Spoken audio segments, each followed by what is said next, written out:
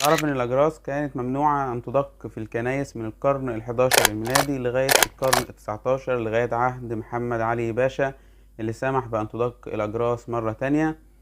السؤال الأهم هنا هو إيه أهمية الأجراس في الكنيسة وليه موجود جرس في الكنيسة؟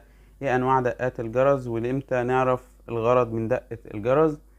كل الحاجات دي وأكتر. ننزل نعمل لايك اشترك في القناة وفعل الجرس. تعال نقول لك أهمية الجرس في الكنيسة. الكنيسة القبطية هي أول كنيسة استخدمت الأجراس داخل منارتها واستخدمت الأجراس في الكنايس. المؤرخ السرياني الدويهي قال إنه كان في تقليد قديم بيقول إن نوح كان بيستخدم الأجراس عشان يجمع عمال الفلك وعشان يصرفهم، وكان بيستخدم الأجراس دي 3 مرات عشان يجمع العمال وعشان يصرفهم، وكمان في أوقات التجمع للطعام. الأجراس عامة موجودة في الكنيسة لتنبيه المؤمنين للصلاة وللتوجه للكنيسة. بس الأجراس في الكنيسة قديما كان ليها نغمتين، نغمة فرايحي ونغمة حزيني.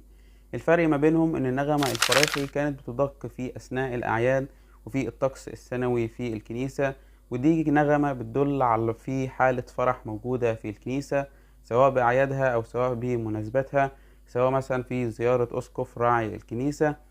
فدي الأجراس الفرايحي. الأجراس الحزينة في الكنيسة دي كانت بتدق في حالة انتقال أحد المؤمنين للسماء، ده عشان تنبه المؤمنين إنه في حدث حزين موجود في الكنيسة.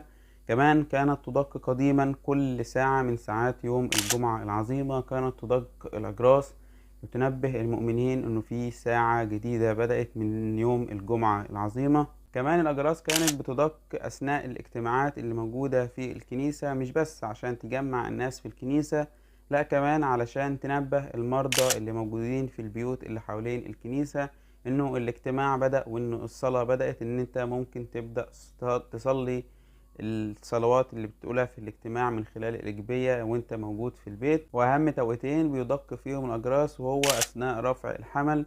في الوقت ده الأجراس بتدق عشان الكنيسة تعلن لكل المؤمنين إنه خلاص السيد المسيح ملك الملوك ملك على قلوبنا بذبيحته اللي احنا بنقدمها دلوقت. أما الحلقة التانية فهي في سر التناول. كنا شرحنا سر الإفخارستية وقلنا إن هو بيعتبر عيد خاص في الكنيسة كل قداس، وعيد مليء جدا بالبهجة، أو العيد السماوي للكنيسة في كل قداس. تلاقي الشرح بالتفصيل لسر الإفخارستية في حلقة الليلويا. القديس أنطونيوس الكبير كان بيقول: إذا ضرب الناقوس لا تتوانى عن الذهاب للكنيسة ولا تكلم أحد هناك. طبعا في أوقات كتير جدا من اللي المفروض يتضرب فيها الناقوس أو المفروض يتضرب فيها الجرس مش موجودة في الكنيسة دلوقتي، لكن هو المغزى والهدف من حلقة النهاردة ان انت تعرف ان في احداث كتير في الكنيسة كان ليها تنبيه مخصوص لدرجة اهميتها ولدرجة وقارها في الكنيسة، زي رفع الحمل وزي سر الافخارستية وزي يوم الجمعة العظيمة اللي هو يوم الجمعة الكبيرة، واحداث كتير في الكنيسة كانت بتحاول تنبه المؤمنين ليها. اشوفكم الحلقة الجاية وحكاية جديدة. سلام.